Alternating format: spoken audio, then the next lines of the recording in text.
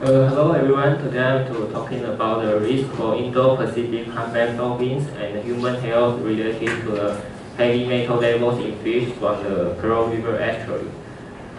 And in recent years, because of pollution of Pearl River estuary, the number of Indo-Pacific humpback dolphins has declined. Due to pollution, which will destroy their immune and reproduction system, make them have more chance to get disease and low birth rate. And this is a picture about the Indo-Pacific humpback dolphins. And among all pollutions, heavy metals are particular concern due to their environmental persistence, biogeochemical recycling, and ecological risks. And heavy metals are divided into essential metals and non-essential metals. Although essential metals is important to organisms, it still have negative effects at high concentration. And for non-essential metals, are believed toxic even at low concentration. And the heavy metal will deliver by bioaccumulation and biomagnification and go through food chain to the top level predator and cause health risks to them. And this is a picture about bioaccumulation and biomagnification. And by report, concentration of heavy metals in estuary fish will vary with time, species, and the monsoon period. So in our study, we have 3 targets. The first is to investigate the concentration of 9 heavy metals in fish that dolphins and humans consume in the Pearl River estuary.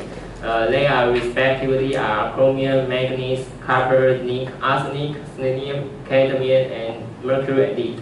And the second is to evaluate fish species and sequence the related change in metal concentration in fish. And the last is to estimate the risk of humans and dolphins from eating these fish. And in figure, you can see the region that's circled by a square. That is our sample region. And according to our inspection of prey in the stomach of dolphins, we choose 13 species for the following analysis. And that is their common names and figures. And for dolphins, we will calculate risk quotient. And if risk quotient bigger than 1, it may have systemic toxicity for dolphins to eat specific fish. And for humans, we will calculate target hazard quotient and estimated daily intake.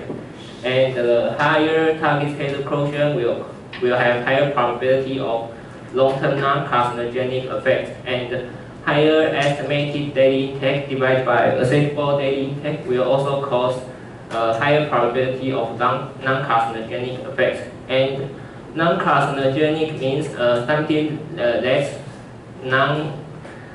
is not known for cause cancer. And non-carcinogenic effect is like immune and neural behavior. And in this figure, the x-axis is the species and the y-axis is the concentration of heavy metals. And its unit is milligram per kilogram. And the title is type of heavy metals. And the red line is the concentration in dry season, and blue line is concentration in wet season. And from this figure, you can not only see the concentration of heavy metal in different species, you can also see that different species will have seasonal difference in different heavy metal. Like in this figure, pomfret will have seasonal difference in chromium, and cedar gold will have seasonal difference in arsenic, and shade and catfish will have seasonal difference in cadmium, and so on. So from the figure, we can know the concentration of heavy metals in crayfish will vary depending on the season and species. And for seasonal variation, non-essential metals and essential metals will have different patterns.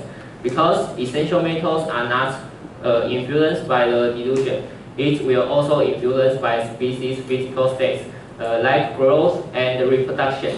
And non-essential metals are only influenced by the dilution. So from the figure, we have invest the concentration of 9 heavy metals in fish. And in this heat map, the horizontal axis is type of heavy metals, and the vertical axis is different species in different seasons. And the color scale means the color more light to yellow means higher relative concentration of heavy metals. And in this figure, you can see relative concentration of heavy metal in different species in different seasons. And this is also another evidence to prove that different species will have seasonal difference in different seasons and in different heavy metals. And from the heat map, we can also find that the 2 Iogabi species is the most contaminated species by heavy metals among all fishes. And we can look that 2 Perca species and the 2 Iogabi species are respectively have similar concentration of heavy metals. That can explain the closely related fish will have similar exposure route and accumulation capacity. So from the heat map and the previous figure, we have also evaluated fish species and the sampling season related change in metal levels in fish.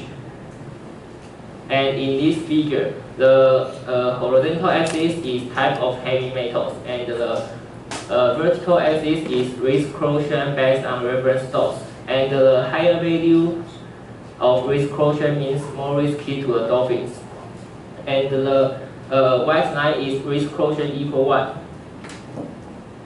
So in figure A and the figure B and the figure C, all of them's horizontal axis is type of heavy metals, and the vertical axis in figure A is risk quotient based on reference dose, and in figure B is risk quotient based on toxicity reference value for adults, and in figure C is risk quotient based on toxicity reference value for juvenile. And all of them's vertical axis value means the higher value means more risky to the dolphins. And the white line is also means the risk quotient equal 1.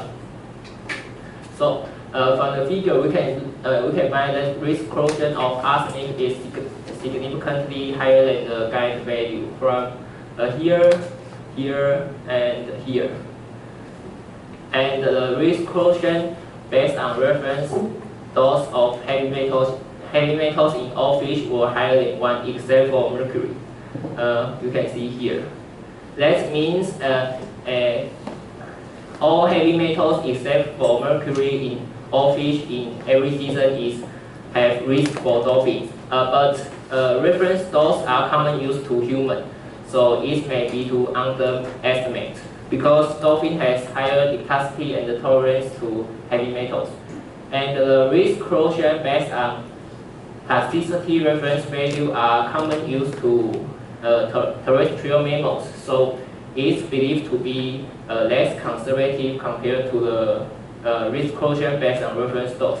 So in this study, we prefer to use risk quotient based on reference dose. And in this figure, the figure D and the figure E, both of them's horizontal axis is type of heavy metals, and the vertical axis in figure D is target hazard quotient, and in figure E is estimated daily intake divided by acceptable daily intake. And both of them's vertical axis value means higher value have more risky to humans. And in target hazard quotient, you can see the arsenic in tonsil and the silicon in dry season and chromium in conference in dry season are higher than 1. And that means it will cause non-carcinogenic health effects to humans. And also in EDI divided by ADI, only chromium in conference in dry seasons higher than 1. This means it can also cause non-carcinogenic health effects to the human. So from this figure, and we have also estimate the risk of humans and dolphins from eating this fish. So in our study, we find that heavy metals concentration in dry season are generally higher than the wet season. And among all heavy metals, arsenic in fish is the richest for human and dolphins. And the last one is eating tungsten in oils and silicon and phosphorus in the dry season in Pearl River estuary can become a risk of cancer. And thanks for listening. The figures in the result graphs are bigger and clearer than in top one, but there are still too many words, and I think the sentence can be more concise. I think it is good that your work of axis has been enlarged, and I think your talking speed is a little bit too fast, but I think it is okay because your information is more than other people. I think your benefit is you added images and sentences, and that will make me know better with the PPT. And you left out unnecessary words to make the slide more clear. But you have this advantage, which is about you still did not have rhythm in your talk. You don't have up and down. And you didn't add a notation of many abbreviations, so I can follow with some slide in your talk. I think THQS EDI is planned well, and the slide is clearly than talk one. And you also do a large label than talk one. But I want to, in my opinion, the design of the PowerPoint could be better. The layout looks uncomfortable.